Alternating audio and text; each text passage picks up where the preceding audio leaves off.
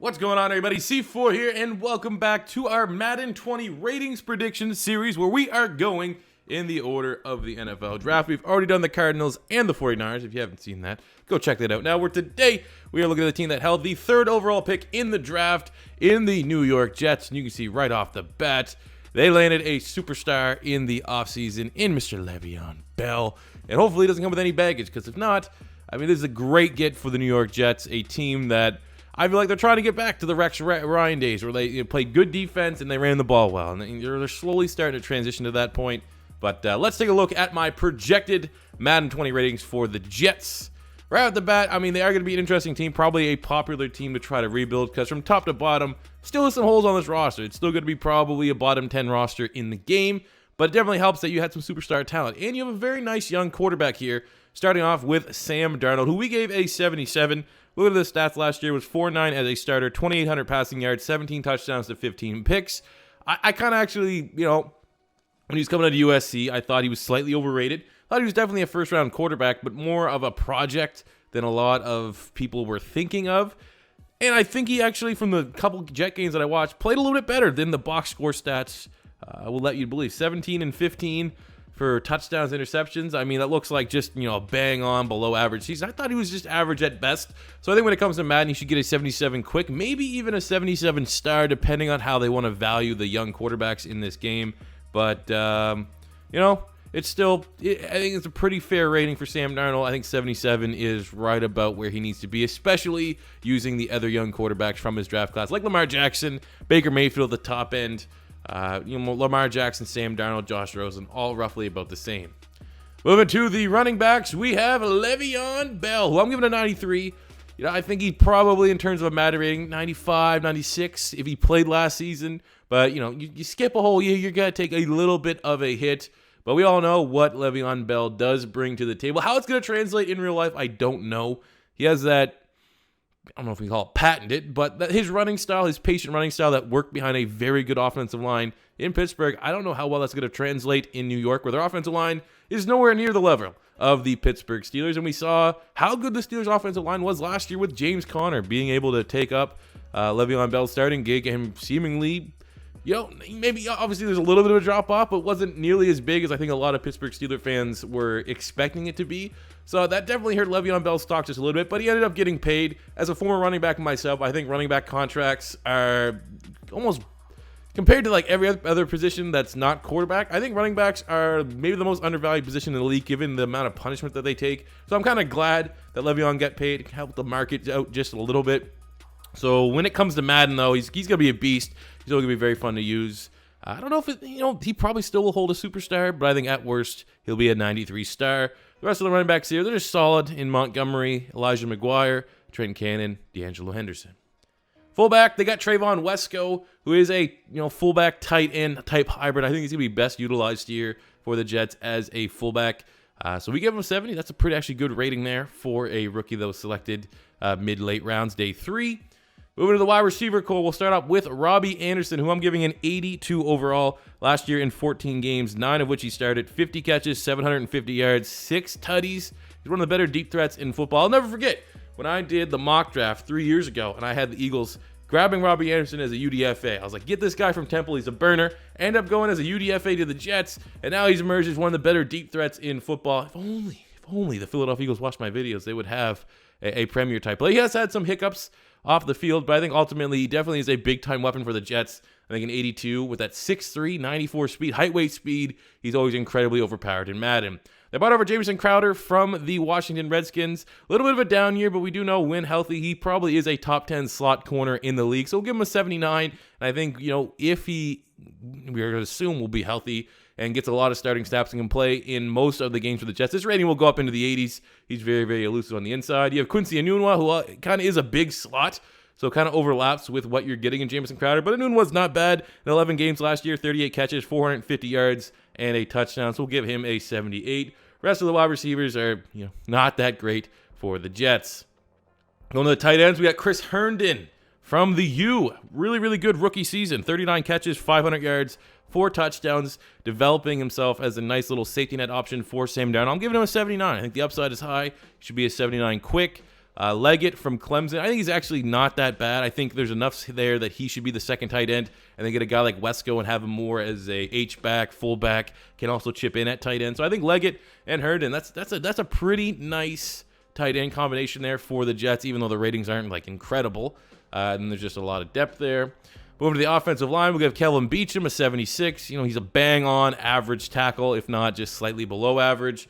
Kalisha Assembly, they made the trade with the Raiders to bring him over. He is definitely one of the better guards in football. Big-time get for the Le'Veon Bell move. Clearly, they need to do something to try their best to replicate what he had in front of him at Pittsburgh. And Assembly is exactly the kind of guy that can, bring that strong guard play that he's used to with Ramon Foster and David DeCastro. So I like that pick. We'll give him an 83. At center, they got Gator, Jonathan Harrison. He's just really below average, 68. Brian Winters, solid guard, serviceable guard. Give him a 78. And a right tackle, we got Brandon Shell, 73. He was actually not terrible last year, also not that great, but there's still a little bit of development there. They also selected Chuma Edoga, who I actually thought was one of the more overrated offensive linemen in this class. We're giving him a 69 because he was, an early day, or what was he, third-round pick, I believe. These things are actually usually fairly accurate. He is a third-round pick.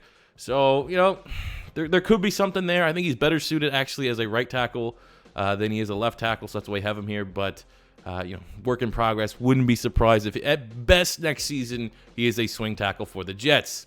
Over to the defensive side. All right, we got Leonard Williams. We gave him an 84 overall. Last season, Leonard Williams, 5 sacks, 11 tackles for loss. A little bit of a down year, but it was a down year for everyone on that defense from a statistical standpoint. I think with some of the moves they've made this year, you're going to see an uptick in his production and Greg Williams being there. I like Todd Bowles, but Greg Williams can be a little bit more aggressive, and Todd Bowles is much more of a secondary type guy, whereas Greg Williams should help out Leonard Williams' game. We got Nathan Shepard, former Canadian, I guess he is a Canadian, and now he lives in America. We'll give him a 73. Hopefully, he can have a nice little sophomore season. On the opposing side, we have Henry Anderson coming from a little bit of a breakout year. Had some meh years with the Colts, went to the Jets last year, finished with 7 sacks, 7 tackles for loss. Graded out fairly well from Pro Football Focus against the run. So we're going to give him an 80 overall. I think it's a solid starting point. They got Charles Tapper here. I think was a former Dallas Cowboy, 73. But Henry Anderson and Leonard Williams are going to be your starters. Now, here's where this is more so just the roster requirements. Well, first of all, we got Steve McLennan, who's actually one of the best nose tackles in football. We're giving him an 82. Graded out very well for Pro Football Focus. But we also got Quinnen Williams. And, I want to make him a defensive end. I think he's probably better suited as a defensive end in the scheme. But the fact that he can move all over the field, and just because the offline roster management won't let me move, they only have 2 D tackles. I actually move Fatukasi. Sure. Change your name. Too difficult. I actually moved him to the D tackle just to have appropriate numbers. But I think Quinnen Williams probably will be listed as a D end in Madden. But, in reality's sake, he's got to play everywhere on that line. We gave him an 80. I think he's going to be a lock for an 80 star. Absolute ridiculous. Drawing a lot of comparisons to Aaron Donald. I think that is somewhat valid. It'd be even more so valid if he had more than just 1 year with Alabama to see that consistency. But last year, man, he was scary. Took over games for Alabama. I think he's an excellent piece to that defensive line. And Quinnen, like I've said the last couple times I've talked about the Jets, Leonard Williams, Quinnen Williams, the new Williams Wall. Viking fans know what I'm talking about. Going to the linebacking core, we're starting outside. We got Jordan Jenkins. We're going to give him a 77. Last season, he had 7 sacks, 6 TFLs. He's just a solid guy. I don't necessarily know if he's peaked or not. I feel like he's kind of peaked. What you're getting right now is the most you're going to get. It's just, a solid rotational type player. I think 77 is a good starting point. Might even be able to sneak in a 77 quick. Luvu's just, decent depth there. You got Basham. And the inside is where they've been spending lots of money. Bringing over C.J. Mosley from the Baltimore Ravens. I'm giving him an 87. I think C.J. Mosley's a legit top 5 middle linebacker in the league, and that was an excellent get. And pairing that with Avery Williamson, who last season, Avery Williamson had 120 tackles, 3 sacks, 6 TFLs, 6 pass breakups, just incredibly well-rounded. I was very surprised on the contract they got him for, because I thought he was really, really productive with the Tennessee Titans. So I definitely think C.J. Mosley and Avery Williamson is one of the best, if not, top 3 middle linebacker pairings in the league next year. Darren Lee, another guy. Kind of surprised when they made the move for C.J. Mosley, given Darren Lee finally seemed to have a breakout season last year. We're giving him a 76. I think he probably should still hold on to that quick dev trait. Last season, 74 tackles, 3 interceptions, 5 TFLs. There's definitely some value there.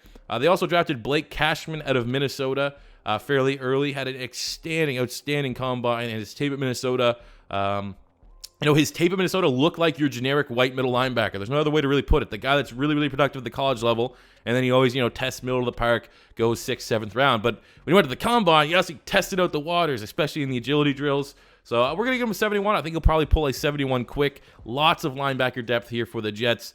So if you do the Jets in the rebuild, you got lots of pieces there. And if you're trying to trade for middle linebackers, definitely look at Lee and maybe trying to fleece the system and get a rookie in Cashman.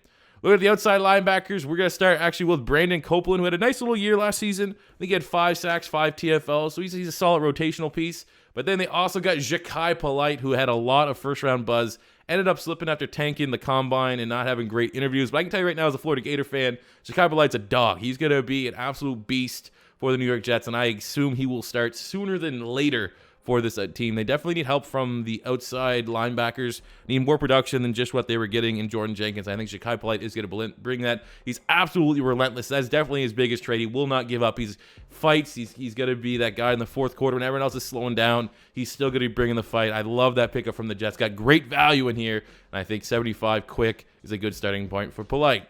Going to the secondary, we got Tremaine Johnson. They paid a lot of money for, and they got some pretty good production. Wasn't a Pro Football Focus darling by any means, but from the box score, the stat sheet, pretty good. 4 interceptions, 5 pass breakups, 40 tackles last year. So we're going to give him just a safe 82 overall. They brought in Brian Poole from the Atlanta Falcons. Florida Gator bias aside, Brian Poole is awesome. Brings some safety abilities. He's a true defensive back. I'll give him a 78. He should be versatile. I'd love to see him start here for the Jets. They brought back Darryl Roberts. Decent year last year, 76 plays as well. A little bit of corner, a little bit of safety.